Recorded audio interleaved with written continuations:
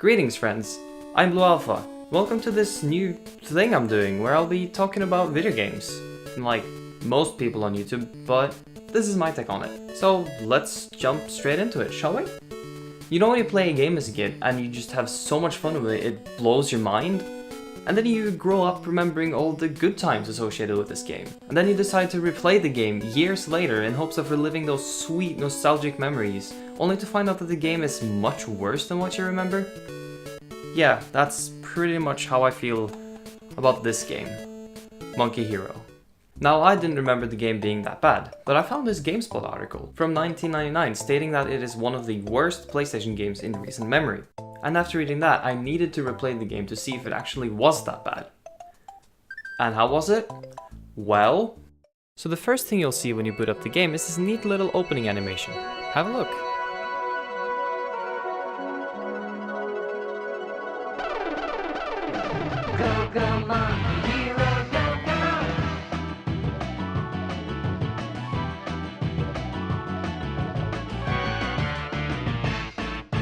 I absolutely loved this as a kid, and I still think it's pretty cool. A really promising way to start off a game, if you ask me. The character models are really nice looking, the animation is good, the music is cool, and the whole thing just seems really promising. But then the game takes a drastic turn from looking like this to looking like this. All of the 3D models have been reduced to tiny pre-rendered sprites. I mean, look at them, they're all so low res. The animation is still decent, I guess, but it's definitely a step down from earlier. But the weirdest part is that the world around you is in 3D, and it looks much better than the pre-rendered stuff. Why they chose to do this is beyond me. I mean, it works I guess, it just looks a bit out of place. But anyway, let's move on to the actual game. It's an RPG, so naturally you're presented with a story, though a very basic one.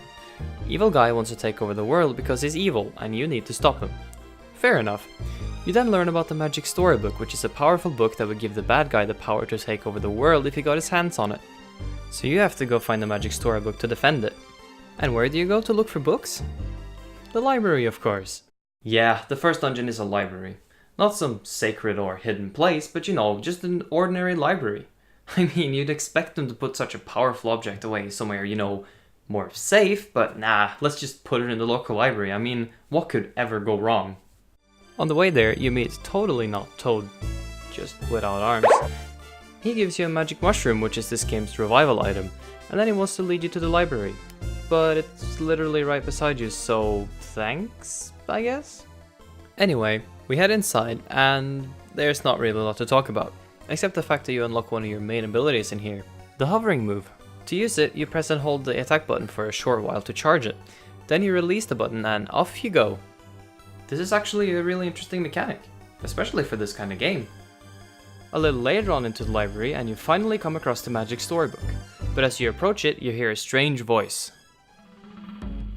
Suddenly the floor crumbles beneath you and you fall into a small room where you're faced with the bad guy, the Nightmare King, for the first time. An interesting thing to note about this moment is that he is behind the fucking HUD. Like, this is supposed to be the epic first time we actually meet the main villain, and then this? Like, could you imagine if you were playing Ocarina of Time and during the cutscene where you're faced with Ganondorf as young Link, the fucking action button covers his face? Anyway, back to the game. Now this is a simple first boss. He's stationary and his attacks are sucking up air, spitting out jellies, and firing a giant death laser that incinerates you on contact. Oh. Okay then. So after beating him up, he vanishes back to his realm but scatters the pages of the book in the process. You're then given the task of retrieving the 8 missing pages so you can head after him and banish him for good. Luckily, one of the pages landed in the library, so you grab that and head out towards the beach where we'll find our second dungeon. I guess now is a good time to talk about your main weapon, because this is where you'll upgrade it for the first time. In this game, you don't use a sword or magic or anything like that, no. The first weapon you acquire is a bamboo staff. Which sounds cool and all, but it's just a stick. It doesn't have any features or anything, it's just a plain stick. You know, like this thing. But, like I said, this is where you'll upgrade it, by doing a pointless side quest. Seriously, you help these sisters find the location of a buried treasure, and they're so happy they give you the stone staff in return. You don't get to know what the treasure was or anything though, because screw you, you get a rock for your help. So first a stick, and then a rock. Well, I guess this one looks a bit more interesting. Anyway, we head to the second dungeon. In here, you come across this pit filled with jellies. To get past them, you need to blow them up with your firecrackers. But watch, this is a lot harder to pull off than it sounds. That blast just barely hurt all of them. And now their movement pattern is completely off. And even when I definitely hit them with a blast, it doesn't even hurt them at all. I remember wasting all my firecrackers here as a kid. Several times. They're just unnecessarily hard to kill. An easy fix for this would be to just keep them to their original movement pattern. Anyway, we got through the dungeon and it's time to face off against the boss. He's a big monk guy with 4 smaller monk guy henchmen flying around him. To defeat him, you need to hit his flying balls to get rid of the tiny monk people. Then you need to hit some more balls until he's fried.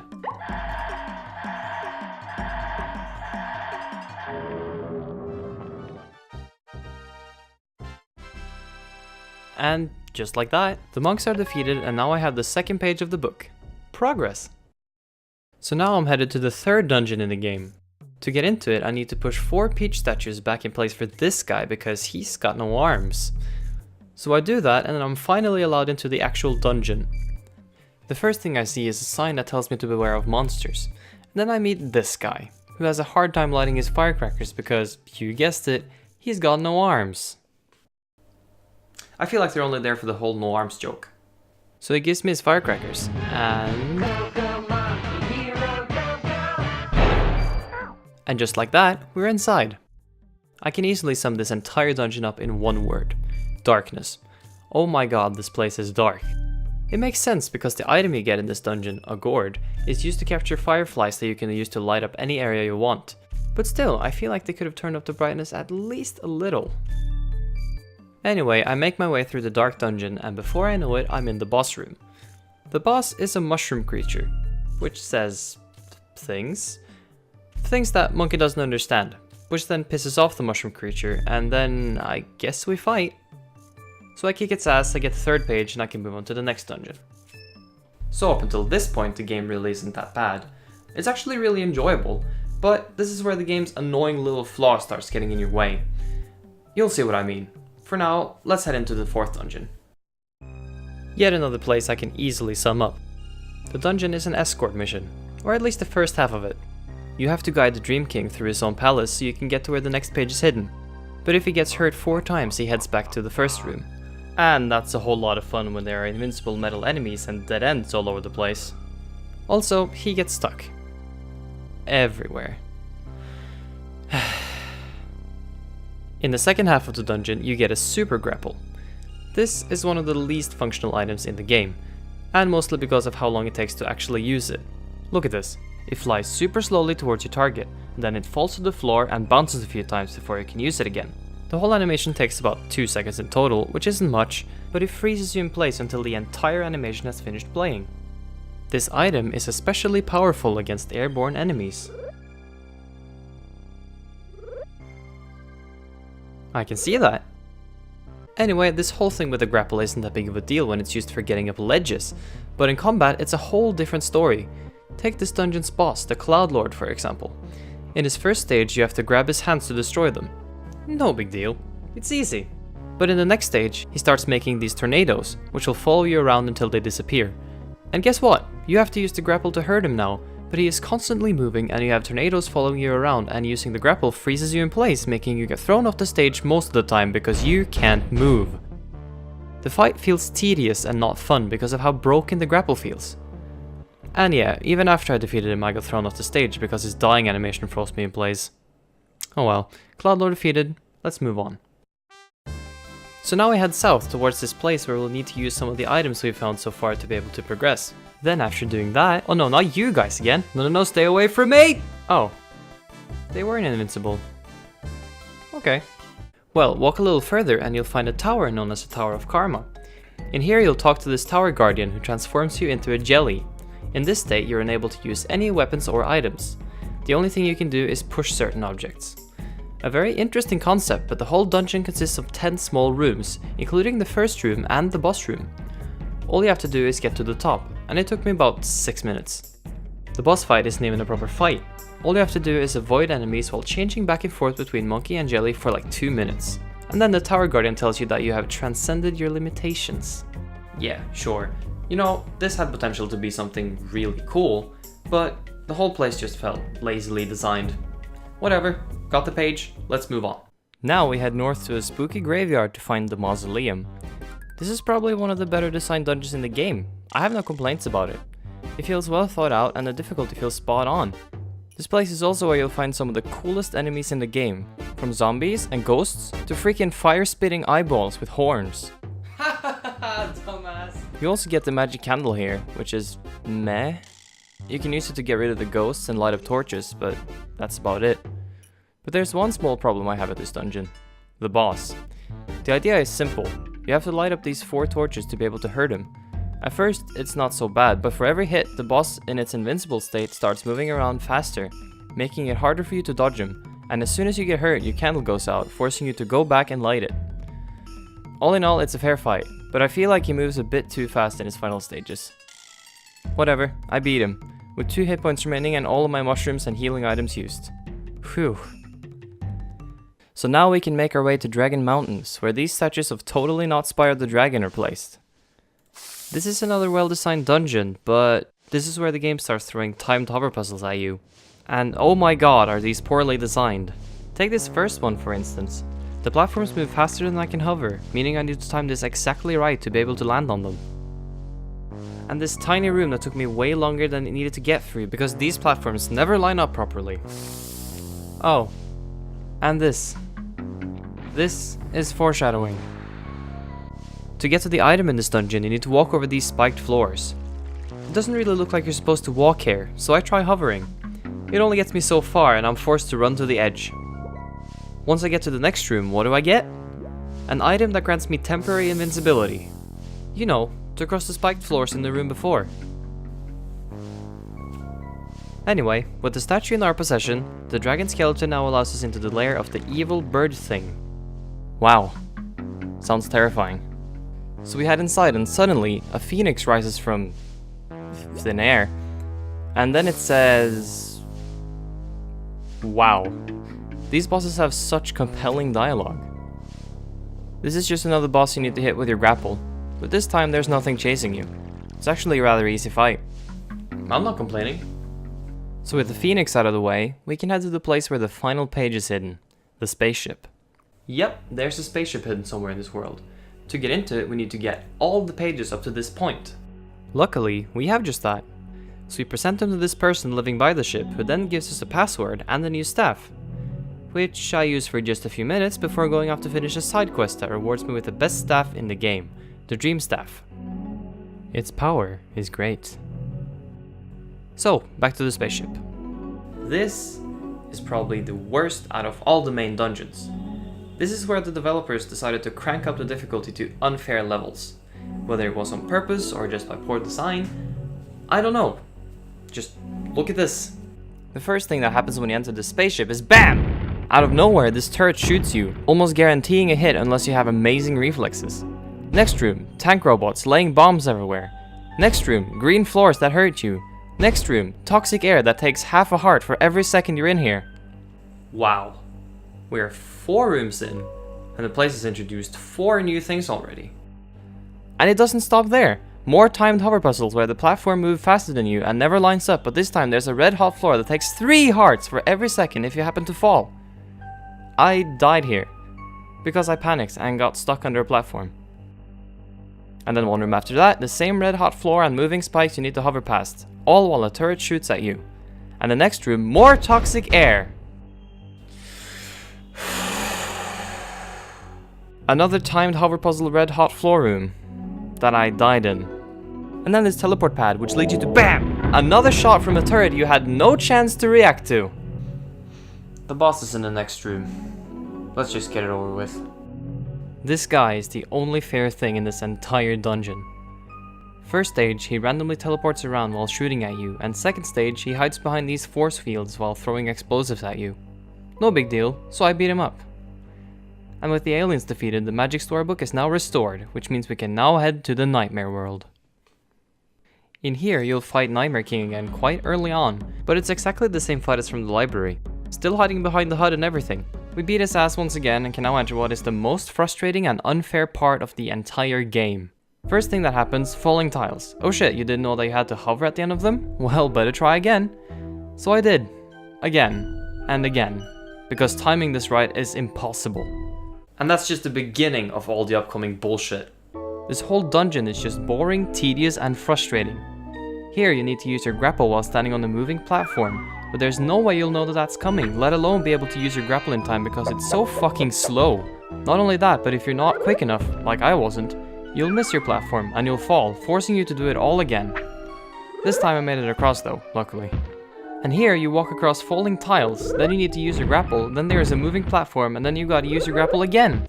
Like, this is all just trial and error bullshit. It's not a fair challenge in the slightest.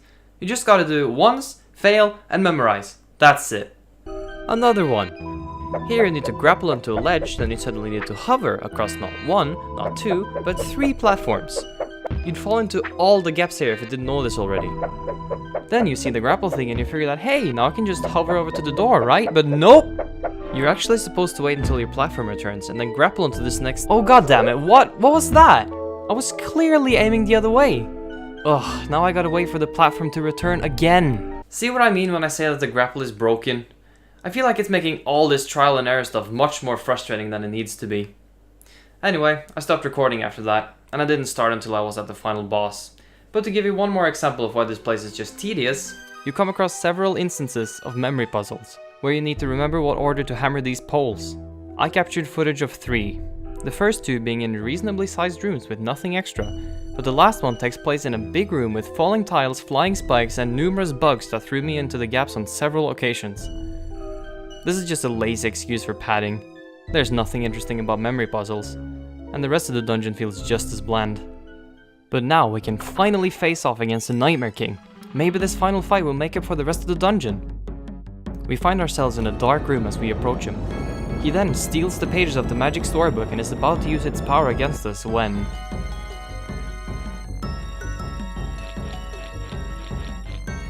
the book drains his power instead, allowing us to see his true form. And he's tiny. Well, they couldn't have made him any less threatening. And so the final fight has begun. First, he flies around the room until you hit him. Then, he starts messing with the lights, making him harder to hit. Now, I must have tried hitting him for a long time, because that's all I do for the next 2 minutes.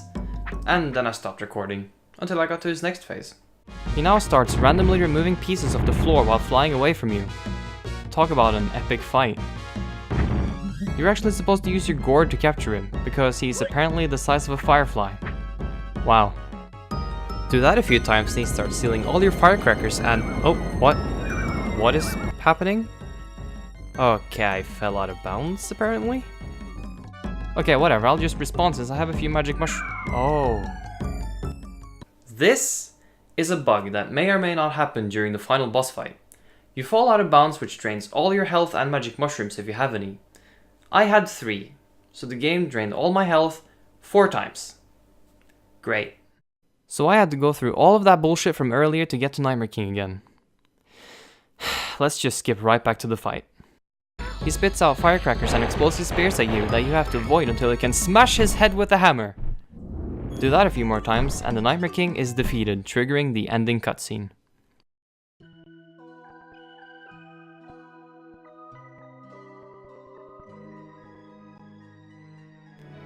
With his last bit of power, Nightmare King tries to take the magic storybook.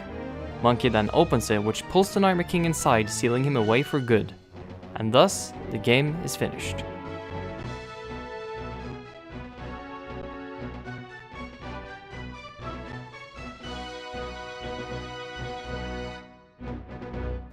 Wow, that entire fight was more like a test of patience than anything.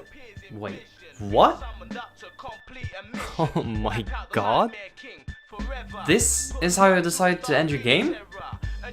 With a 90s style gangster rap? Oh my god! So, that was Monkey Hero. Final thoughts about this game? Well, it's obviously a Zelda clone. Now, I'm really nostalgic for this game, which puts it in a different light, at least for me. but I can't say that it was really not as good as I remember it being. But it's a decent game. It's flawed, but it's really enjoyable at times. I feel like the game's main problem is its lack of polish. With a few tweaks to some of the mechanics and dungeon designs, and by fixing some performance issues, I feel like you could have ended up with a much better experience overall. But despite its problems, I'd say that the game is definitely worth a try if you enjoy Zelda clones. But if you do pick it up, I need to warn you of the biggest, literally game-breaking bug in the entire game. In the spaceship where you meet these tank robots, you might feel like you want to try out all your different weapons to try and get rid of them. Well, don't. If you happen to throw a spear at one of these guys, it'll for some reason cause them to lay 1,000,000 firecrackers at once, slowing your game down so much that it crashes on the PlayStation. I did this when I was younger, and ever since then that copy of the game won't even boot properly. It just gives me this weird error message. The game works fine on an emulator though, but I didn't think of that as a kid. So now, I have 3 copies of this game.